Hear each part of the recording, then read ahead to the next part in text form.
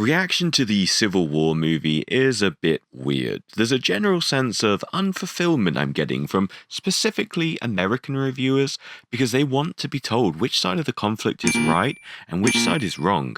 And they want to be told what the conflict is even about, what or who started it. Alex Garland isn't interested in giving us any of that. This war is hypothetical, but it's engineered in a way to represent any.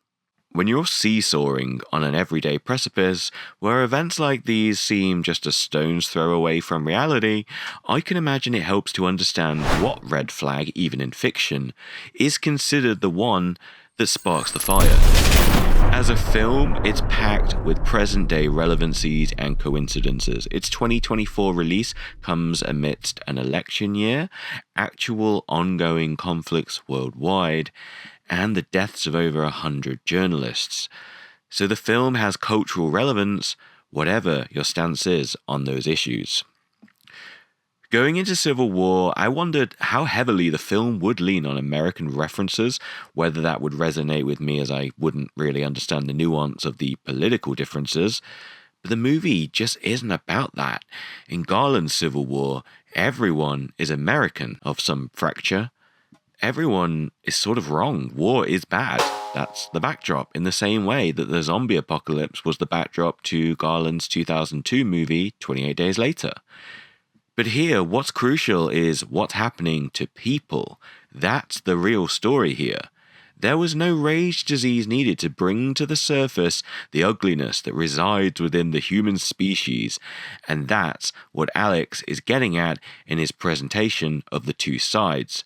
You've got people shooting at each other, not knowing who they're even shooting at. You've got people hoarding resources and not knowing whether to kill or just let die captured looters that they knew from high school. All of this is terrible. All the background is subtly integrated, like the limited resources, like patchy electricity, like the phone networks being down. All that is just noise, and speaking of noise, it feels like they got the guy in that did the bullet test scene from The Dark Knight, because this is one loud movie in places. A great Dolby Atmos experience. It also contrasts that with some stunning silent moments. I think they've done enough here to be considered for the use of sound in the 2025 award season. It's also a very beautiful movie, full of contrasting visuals that swing broadly between beautiful and repulsive. Oftentimes, the conflict is happening in nature, in what should ordinarily be beautiful vistas, but that's all been marred by conflict and the beauty of it completely ignored by their occupiers, who seem to have messed up their interpretation of Land of the Free. While I think the film is a damning indictment of all sides, conflict, coverage, dehumanization, and indifference, the issue with titling your picture Civil War is that everyone will have a different interpretation of it. There is an expectation that there will be two sides in conflict, and we will learn why they are fighting. I mean, it worked for Captain America 3, am I right? But this film might as well have been called Civil War Photographers to more appropriately set the expectation of who we're following and why. I guess that wouldn't sell tickets and doesn't really fit Alex Garland's standard practice nebulous film titling like Sunshine, Men, Ex Machina, 28 Days Later. Yes, there are two sides who are fighting, but neither side is who we're following. I think what this film is really about is us. Yeah, it's sort of framed as being about war journalists and photographers, and it definitely is. But ultimately, I started to get this reading as soon as that early scene where we see a fight in New York, which is flanked by nearly as many people with cameras as it is combatants. Isn't that exactly what we see on a day-to-day basis, where people would rather procure content than actively participate in an event now? The photographers like Jesse see themselves as non-participants, willing to put themselves in harm's way because they don't perceive the active danger or risk in what they're doing. Joel states that they take the photo so other people will feel and take action. Meanwhile, they're only motivated by getting the shot, more than they are by living. We constantly see these moments where the photographers are apart from everyday people. From the high-vis press overalls that marks them out as ambivalent observers, to when they spend the night at the stadium, Jessie goes up to the gallows by herself, observing the people down on the field like an audience, almost watching a sporting event. Lee, of course, being of similar personality, finds her, joins her, tells her to not forget to eat. Jessie does admit that she's starving. I guess she's becoming so detached from living her life that she already is forgetting to do the standard things you need to do to, carry on functioning.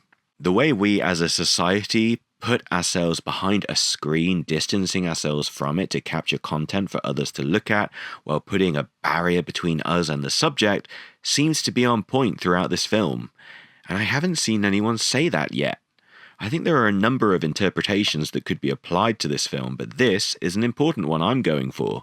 And I feel like people will be able to debate this for years, decades to come, in a similar way to 28 Days Later, because technology and fashion has been sidelined, and so this is going to look relevant for years to come and not necessarily look out of date. It's extremely clever. I think Alex Garland is warning us not only that war is bad, but that we could miss something crucial if all we do is passively regurgitate the same material that others are doing.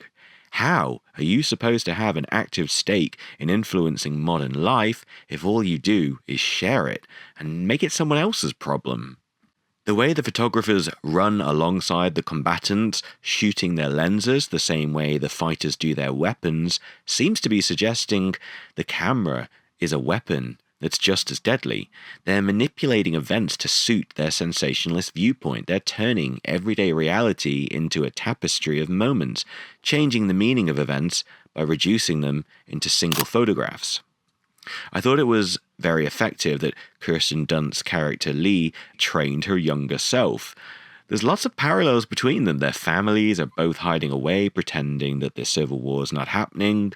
The way they wanted to get into war journalism is similar. The difference is that they're both on opposite ends of the same timeline.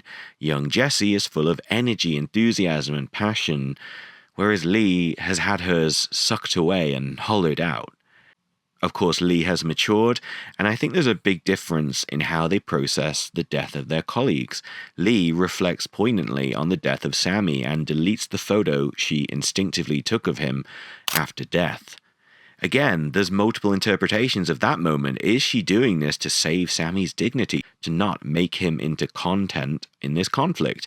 Or is she just disappointed she didn't get the right moment on film, the coveted 1 in 30 shot that she tells Jessie is the standard success rate when a war photographer?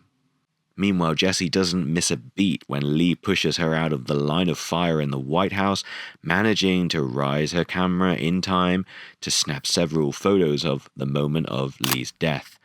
Then, as she falls lifelessly beside her, Jessie refuses to look at the body or even check on her. The reason? Jessie has her content, that which will put her on the map, the death of her predecessor. And having spent the movie instilling in her the traits of a successful war journalist, Jessie has succeeded in becoming just as numb to it as Lee had. She knows and accepts she has no active role in this conflict. She is a ghost. It's interesting that when Sammy and Lee move from being passive to active participants, the cost of this is their lives as they try to safeguard others. For Sammy, it seems to come in response to teasing that he's too old, but his fondness also of his young colleagues. For Lee, it's motivation of somehow trying to save her younger self, like a part of her soul, perhaps. Initially by trying to get her out of conflict in New York and giving her the tool to be seen as press. Then she saves her from an explosion. Then she hopes to ward her off the profession entirely before starting to come round, starting to encourage her to practice her principles, and finally allows her to take her place. The cycle starts all over again. Lee's reasoning for her disassociation and her warnings home never took root will come to pass again. It's a vicious circular narrative loop that plays out time and again because people fight, people document it, and ultimately, none of it matters. It's both an incredible call for peace and a tacit acknowledgement that peace will never come. It's a bit weird.